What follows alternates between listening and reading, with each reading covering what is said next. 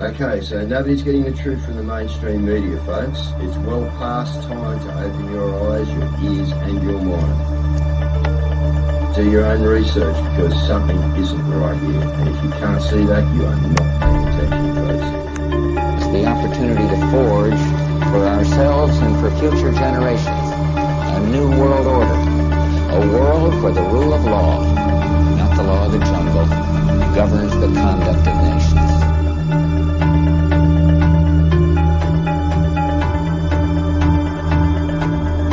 So let's look at each one of these and see how we can get this down to zero. Probably one of these numbers is going to have to get pretty near to zero. Now that's back from high school algebra, but let's take a look. First, we've got population. The world today has 6.8 billion people. That's headed up to about 9 billion. Now, if we do a really great job on new vaccines, healthcare, reproductive health services, we could lower that by perhaps 10 or 15%. The important message that we need Australians to get vaccinated as quickly as possible. In line with that, I do encourage all Australians to please go and book your vaccinations as soon as you can if you haven't already done so.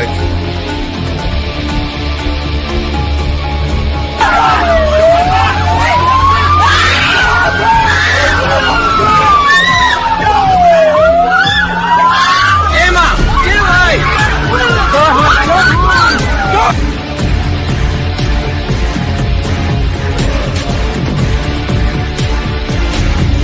When we are successful, and we will be, we have a real chance at this new world order, an order in which a credible United Nations can use its peacekeeping role to fulfill the promise and vision of the UN's founders.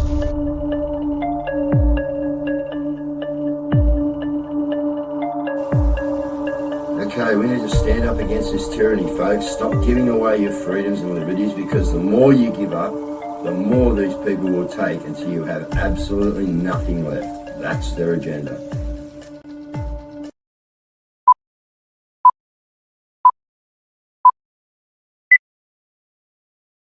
All right, good evening, viewers. Once again, plenty to talk about, absolutely plenty. News around the traps and what's been going on. So we've had a good weekend, guys, with the FUCCP, etc., and a few other things. But let's just go into a couple of things. Oh, we won't actually. We might wait till we get Frank and Caz on, and we might make it a bit more of a conversation. But to just run it down, guys. Chris Minns has come out and said if the police didn't stop that rally across the bridge, that there's nothing off the table. And that's that's just talk to say that it doesn't matter what we're going to do, we're going to stop it, right? So Marianne Liddickett, who I do know, that's Simsy's right-hand girl, or PA, whatever you want to call her, said she wasn't willing to take on the police and that, from what I've seen on a post from her, in the courts to actually get this thing done. But like Chris Covery said 5 years ago, there was no Form 1 needed. They just stuck to the footpaths and walked the bridge. So, there's a fair bit of going on out there, guys. I don't know how it all went down or what happened, but I just know it was pulled. So I also know that Albo is going to be heading off to the Solomon Islands, guys. Interesting. For a summit over there. So how much more money is that clown going to give away to the South Pacific on our watch? I wonder. No doubt it will be a bit. Yeah, this is coming up, guys. You've said dead right. This is this is crazy, this digital ID. Like, we got a 90 odd days, like I said, 93 days to go. And to get on the net, you're going to have to give them what they want. So I don't know what's going to go down, guys. I really don't. But I've already, stood my ground on Facebook, and they've took me Instagram as well, because that was hooked in with Meta. We gotta get to where we got to get to probably before December to stop this, guys, and do what we've got to do. So let's see, eh? Anyway, let's get the show cracking with a bit of a roundup, and then we'll bring Frank and Caz in. Oh, you're going to get it? Yeah, I was going to say, put the roundup on. No. All right. This weekend, around the traps, we have the 5-year anniversary of the Stand in the Park. down here today to celebrate 5 years of Stand in the Park worldwide. We're going to have a barbecue this morning after our stand. So we haven't, all Big Wodonga have started in about December, so that will be our... In Perth, the roadside warriors were active on the streets.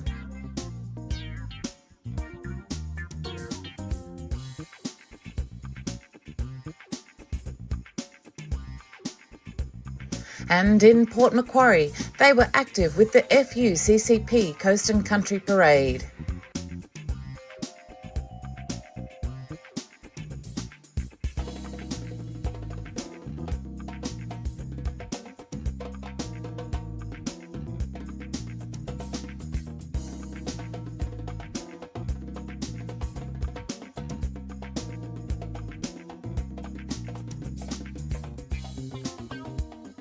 As was the Central Coast with the Forest of the Fallen and the Coast and Country Parade.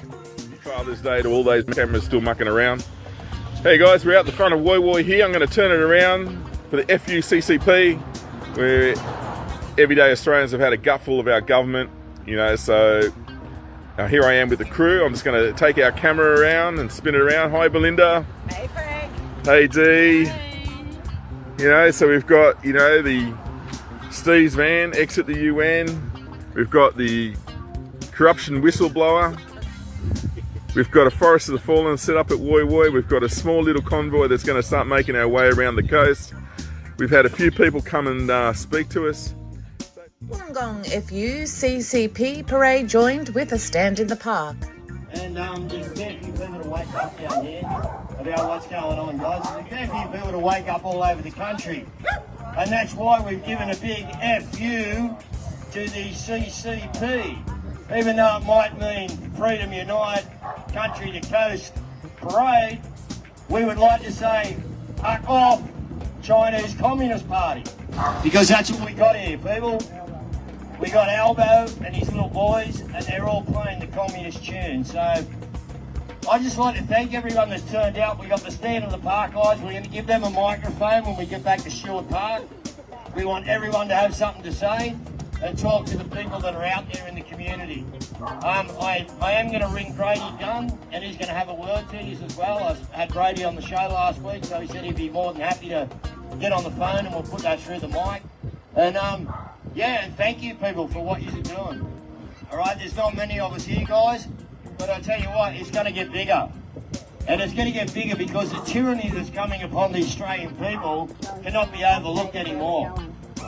Okay, we know what they're doing. We know where they're coming at, guys. All right, all you people out there falling into digital IDs, willing to sign your kids up to get onto the internet, guys, you need to make a stand. All right, because this is a very, very slippery slope. All right, you start your way down that digital ID slope, sorry. And in Bendigo, Bridge Walker reported from a stand in the park. Hi guys, Bridge Walker here. I'm here with the lovely Kylie, one of the coordinators for Bendigo A Stand in the Park. Today's a very special day, other than Father's Day. Kylie might tell us now what's so special about today. Why are we here? We're here because it is the 5th year anniversary of Stand in the Park. Brady Gunn, who organised it worldwide, stood for the first time by himself for quite some time and waited for others to join him. And eventually people joined him, and here we are. Yeah, so that was during the lockdown? It was during the lockdowns. Yeah, beautiful. And it's caught on because it's almost everywhere, almost every big town, every city, you can find a stand in the park. Just look at the website and find a stand near you. And in Victoria, the Melbourne crew honoured the fallen at the Shrine of Remembrance.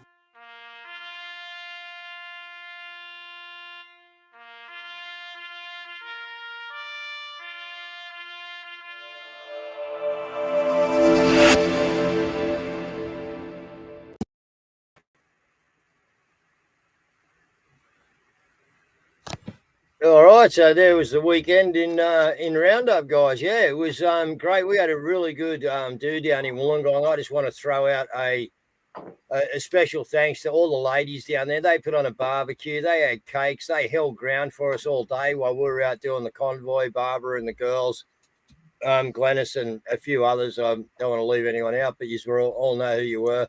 And it was a great day we had down in Wollongong.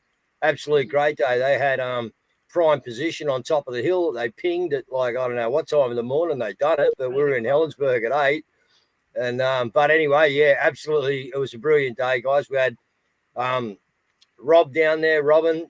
Yeah, she was getting signatures for Jackie's documents and all that, and got a heap more. And so, yeah, a lot of interest out there. You know, the more we do this, guys, the more you're going to see people coming up to us and wanting to know what's going on and starting to discuss what their feelings are. And that's what we found on the weekend. Yeah.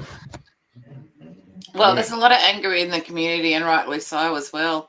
You know, the machete attacks, the crime break-ins, the arrogance of the reporting with regards to some of the Indians. Like, that was just shocking for me. Like, it's clear that this allegiance is not in Australia. Like, it's very clear. Susan Leahy is just an absolute joke, mate. You know, she is just getting like directed by the lobbyists. I don't think she'd know how to think for herself, mate. She is directed in everything she does. You know, it's just a joke. No, she wants to be a punk today, Dave. That's what it was. She wants to go back to her punk days. Remember that in that article in the paper? Yeah.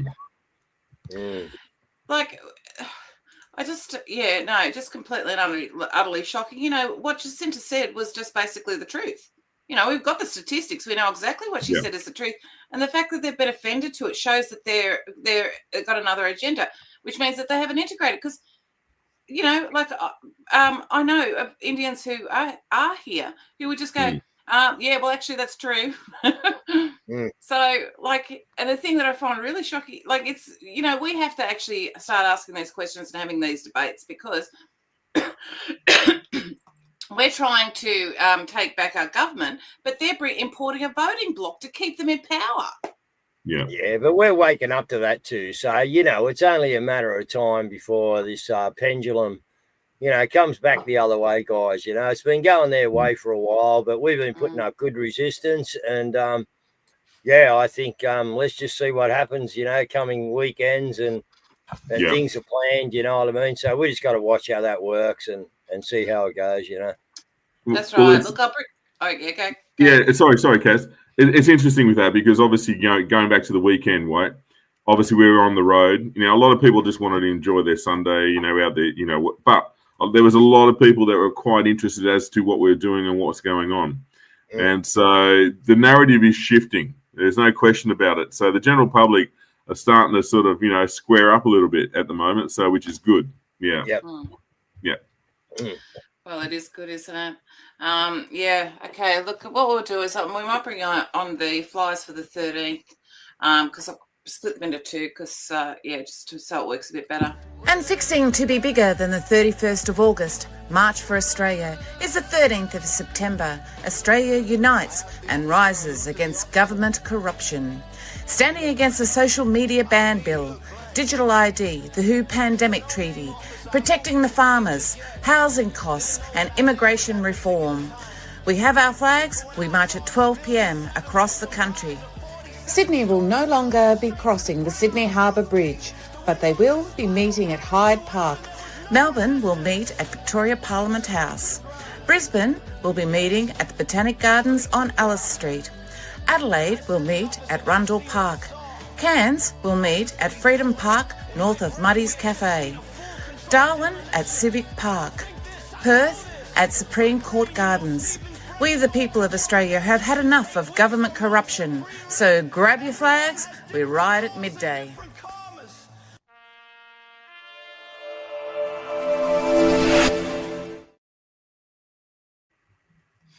All right. So there's just so much that's going on, you know, and it's stuff that's slipping past us. And I must thank Kurt Malberg because he did a thread on this. This is the key point for it, though. So the question was raised by the Liberal MP Susan Carter. She asked Attorney General Michael Daly whether the law puts prohibition on prayer. Daly's response was jaw-dropping. Daly admitted, you can pray with a person and do all those sorts of things, but if you pray in a way that becomes sustained practice directed to a person with the view of changing their sexual orientation or gender, that's against the law. Wow. How?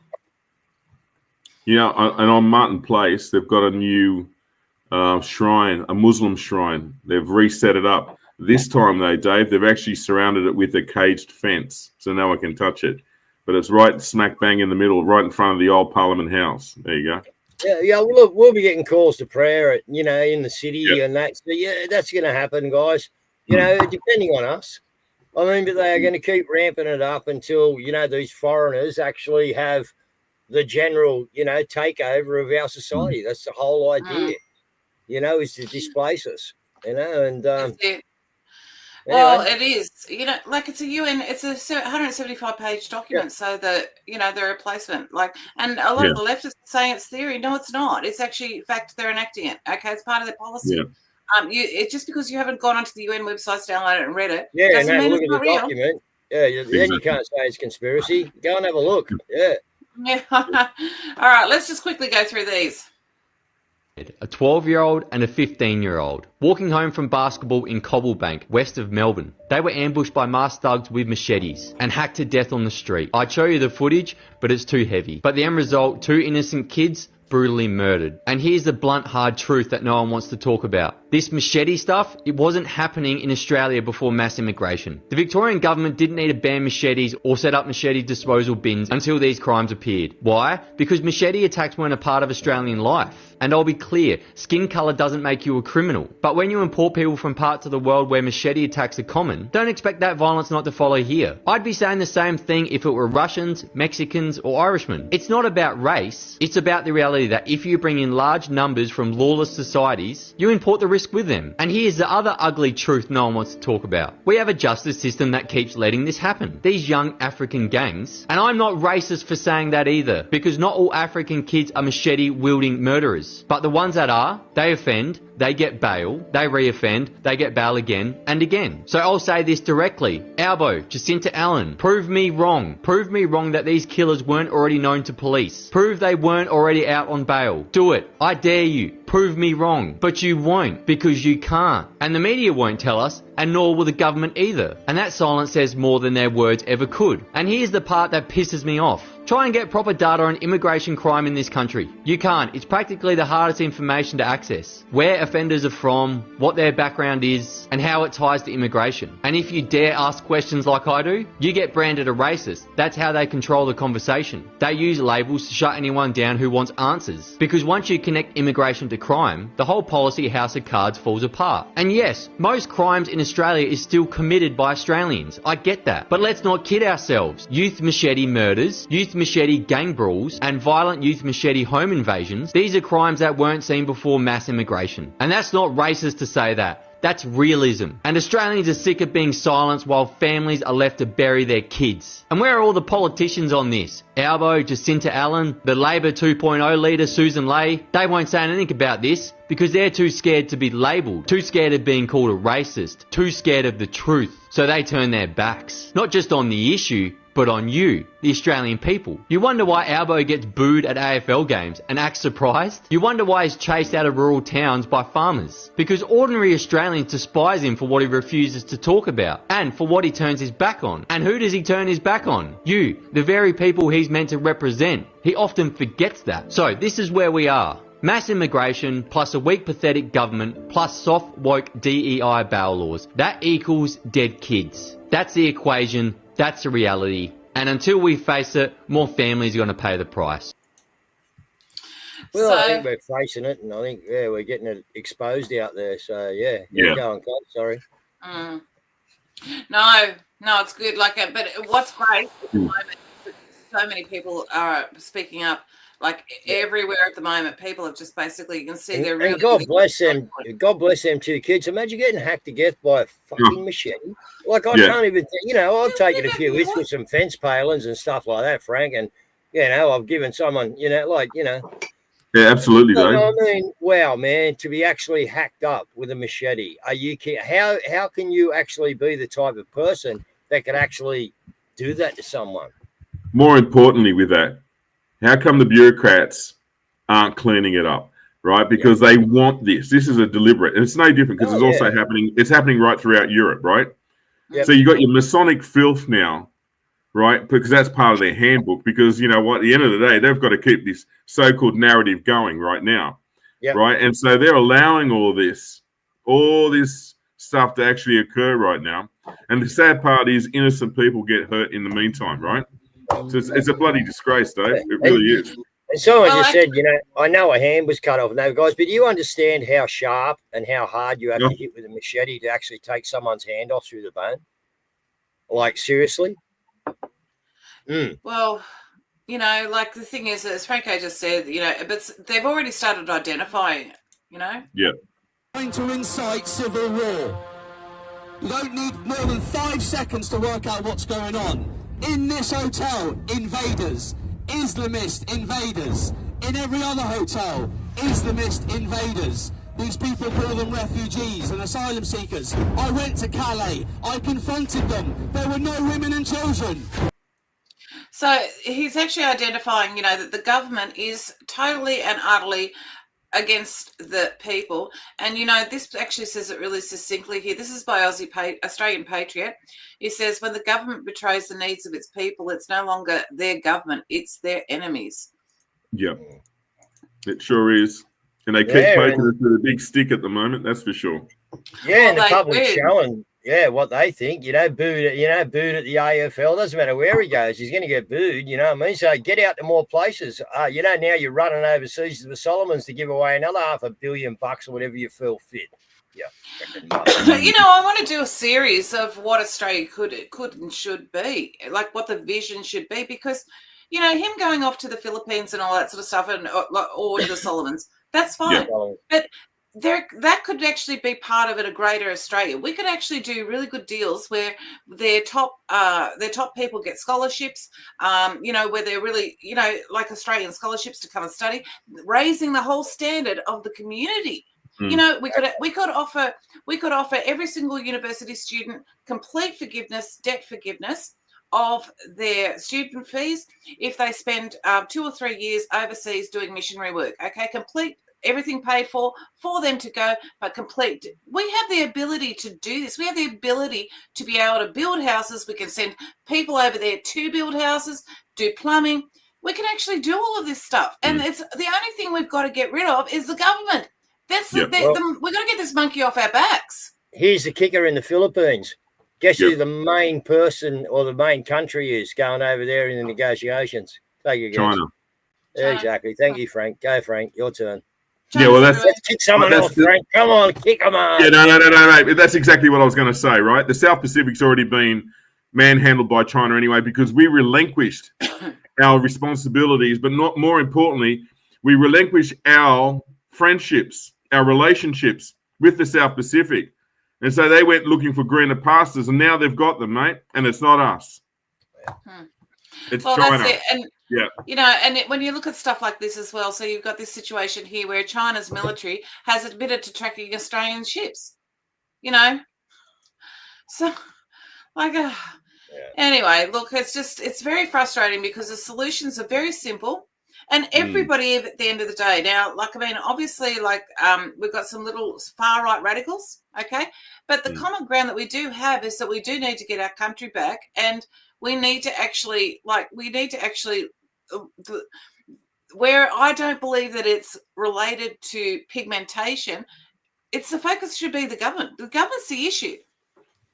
Can I also add to that, Caz, because you're talking about the identification issue, right?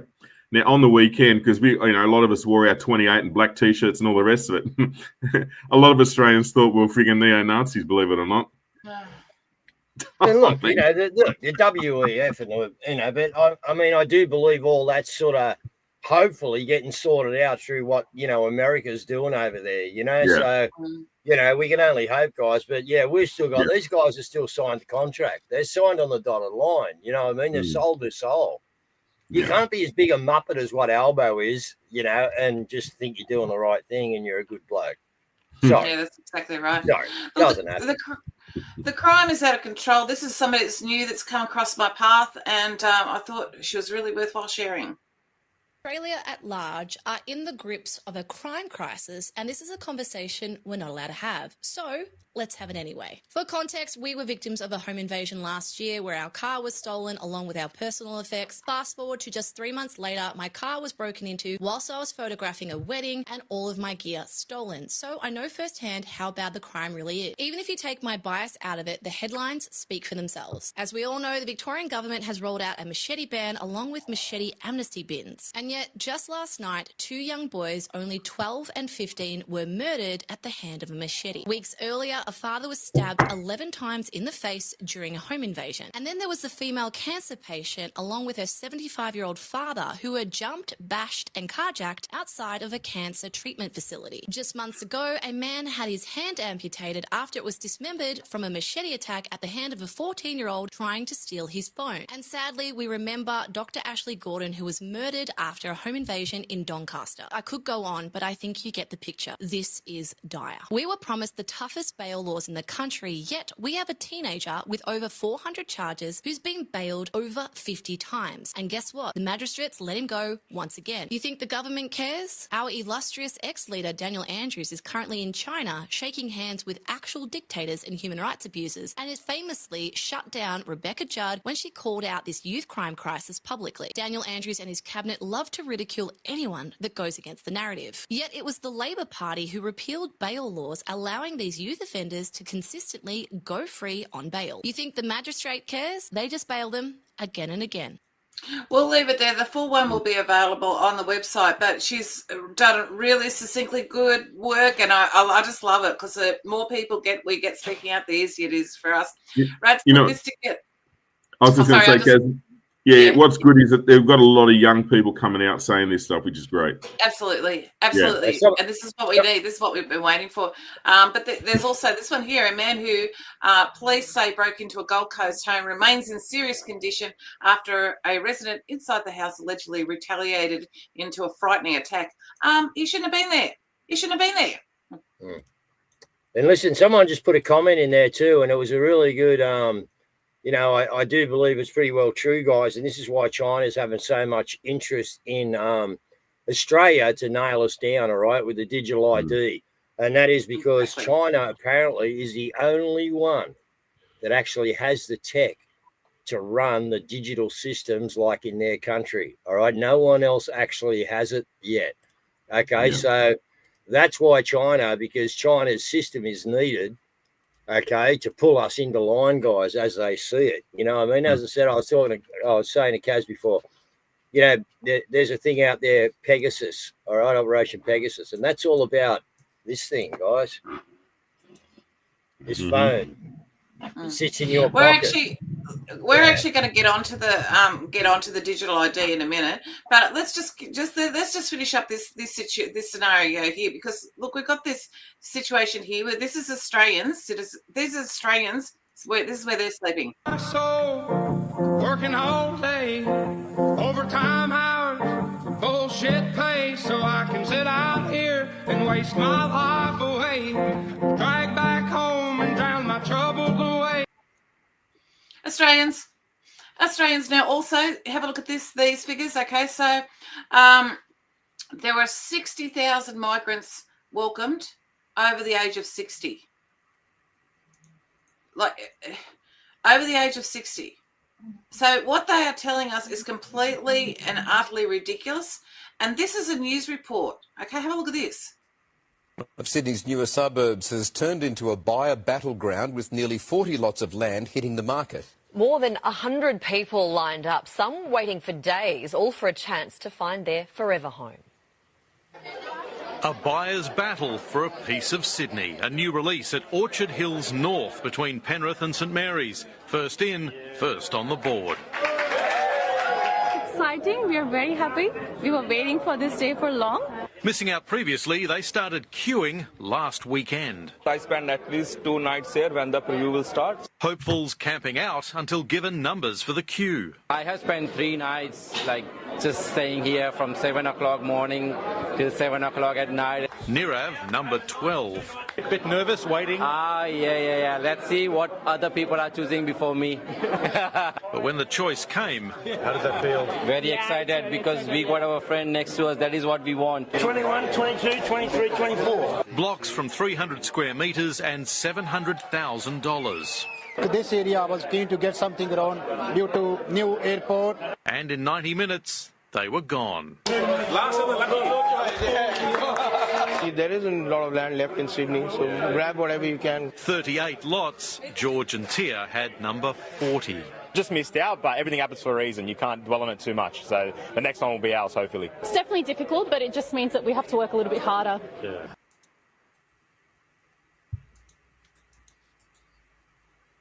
No, you're being scammed. But anyway, work a bit harder.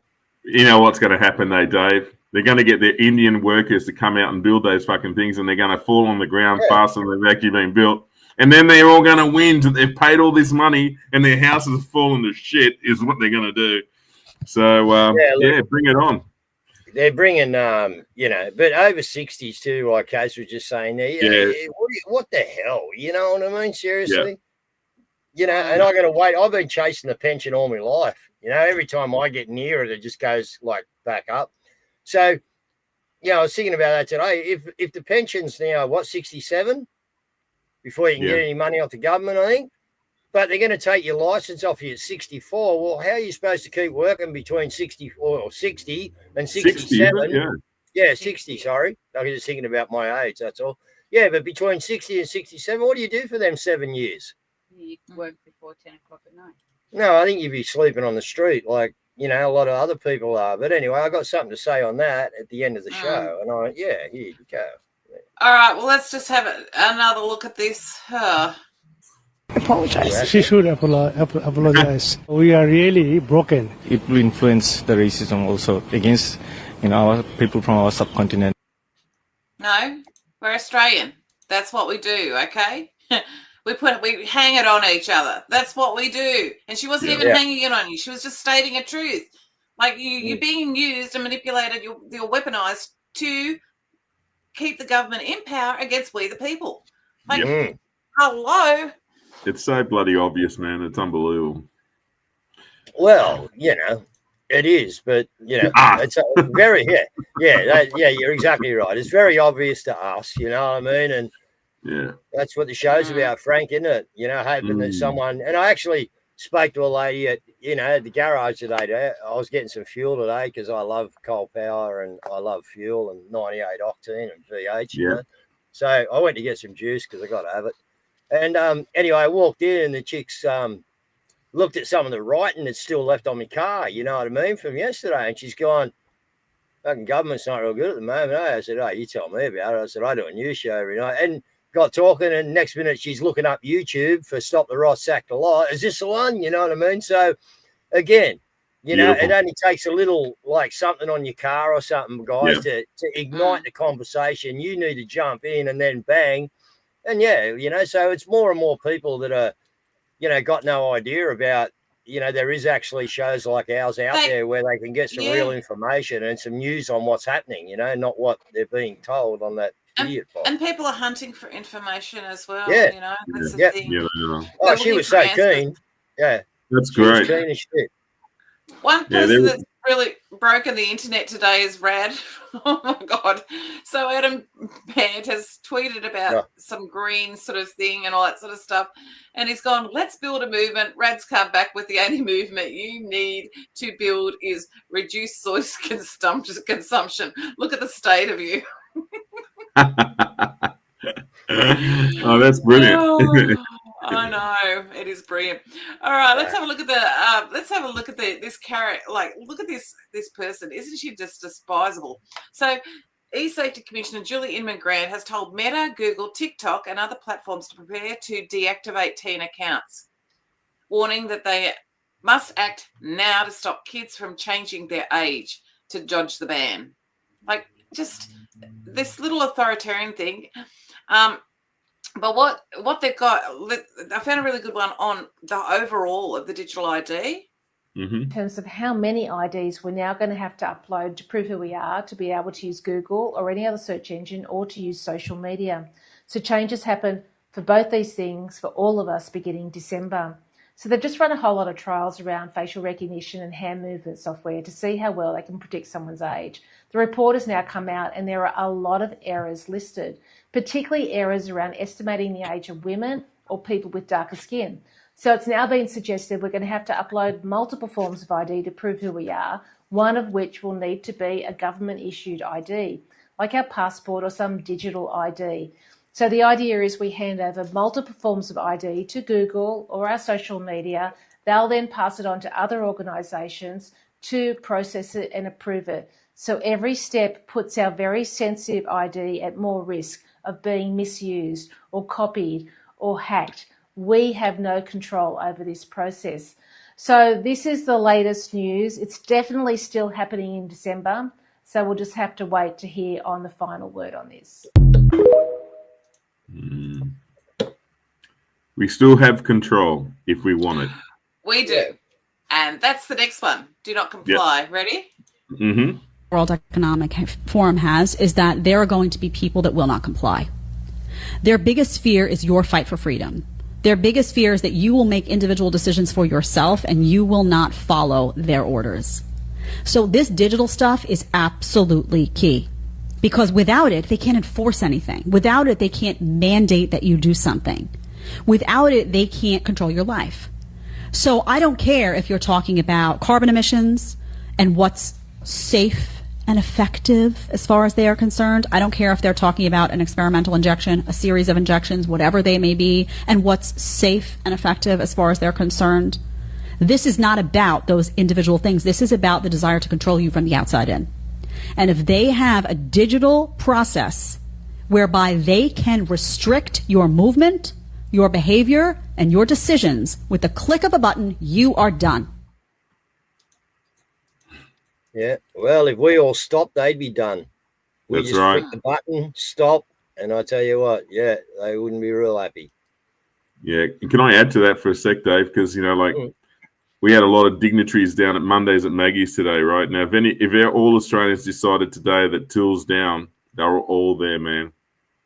Can you imagine that lawn being thousands of Australians saying, "No, we don't want it." Yep, that's what we got to get to, mate. That's exactly what we got to get to. Exactly. Now, because giving our land away quick too, guys. Look into the New South Wales koala habitat if you haven't seen that. The amount of land that they've marked out around you guys and up further there, Frank, inland for a koala habitat.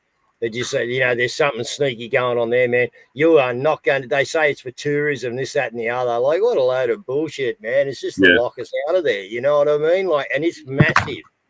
It is massive what they've projected, guys. So they'll stick a bunch of windmills up there, mate. That's what they'll do. Yeah. Now we have some very interesting news. Now you've seen Kirill. He's been tweeting all of the Q stuff, the Trump related Q stuff. And he's also said President Trump confirms that he will speak to President Putin over the next couple of days. So he expresses confidence that they'll be able to get it done. Very, very, very fascinating.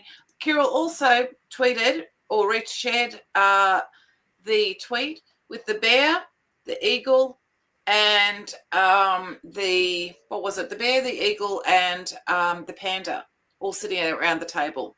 He also said, "Where we go one, we go all." He did, yeah. No, it's very interesting what's going on. They're basically, they're just basically... They're in bed with each other. They are. Yeah. Now, the interesting thing about this too is that now identifying as Christian in Britain in 2024, 40%. Okay, so it's 24 million people identifying as Christian in Britain in 2025, 43%. So that's 1.8 million in 12 months. And we're seeing this all across the world. And also, just very quickly, I'll bring it in because it's absolutely fascinating. And I know that everyone's got mixed feelings about him, but look at this. Corner.tv. I'm joined again with. Give me one more.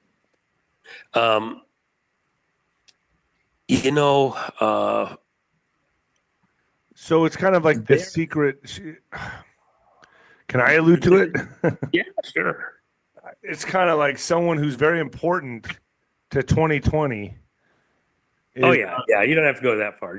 Let me tell you, people that think that there's nothing we can do, and it's just we're just at the mercy of these bad guys. They are completely wrong. They're completely wrong. He's telegraphing that there's something big coming this week. So be very interesting to see what that is. So yeah. There's something coming every day that's interesting. We just don't see it all. There's that much coming out. You can't keep up with it. But anyway, let's see what they're all going on about over there, I want big. Right here, guys. Yeah. So we're getting taken out by a song called The Scottish Dundee Warrior, and it's with regards to the girl who had the axe and the machete last week. Somebody's written a really great song for her. So, Franco, if you would like to have final words, and Dave, if you would like to wrap up, that would be excellent. Yeah, I just want to thank everybody yesterday for joining the convoy with us. And the girls did a great job, and Kelly, and brought all the food, and everybody else, and Belinda and Steve and everybody that was involved. A big thank you to you guys. But lastly, as I mentioned, Mondays at Maggie's had a big flotilla of people there today. And it wouldn't it have been amazing if we had thousands upon thousands on that lawn today? Because I could tell you now, they would have been shit scared. So, yes, that's, I just want to encourage everybody to come and join me down on the lawns, and, put your tools down for a day and come and join me and see what happens. Yeah. Yeah, Kim, you just said, can we have the army for 2 years, guy? You ask Belinda or Frank, our army's infiltrated, mate. This is so infiltrated right down through every one of our systems, guys. There's only us. All right? And that's what makes it good and exciting. That's what I get my teeth into, that it is only us. I played some grand finals I wasn't meant to win. I coached my son and that through games that we were never meant to win. You know what I mean? But we did. You know what I mean? And that's good. To be the underdog is good. Why? Because it gives you a bit of fire in the belly. Okay, and you really pick up your game, and you give more than what you would normally give. So just remember that it's us. It's just the people, guys. We got to come together. We got to unite. We got to get it done. But my closing thing would be, if I ended up homeless, just saying, I think I'd get together with a few homeless groups and I'd do a little bit of research, right? And I'd find out these properties that Albo and Penny and all that own, and which ones rented and which ones lived in and whatever. And I think that's where I'd be going to camp. And I'll be getting everyone together and going, hey, guys, 50 of us? Yeah, cool, let's go down, Let's hook into the water supply. We'll dodge into the electricity. We got to make a statement. I'm not telling people to do that. I'm just saying, if I was homeless, that's what I'd be looking at doing. Is doing what Morgan Cox done, but doing it with a heap more people. Yeah. Because these guys are going to be put on notice. They're running now. They're scared, man. They don't want to be in public. All right, so we're getting to that place now, guys, where it's said they won't be able to walk down the street. Okay, and it's starting to get like that now. So guess what that means? It's time to ramp up the pressure, guys, because that's how you beat the fucking enemy. All right, when they're on the back foot and they're a little bit down, right? The art of war may say different, but in real life, sometimes you just got to go at them. You know what I mean? So, we don't need to look weak. Why? Because we're strong. You know what I mean? They think we're weak. All right, but we're not. We are strong, guys. United, we are strong. All right, so good night, people. Good night. God bless. Well.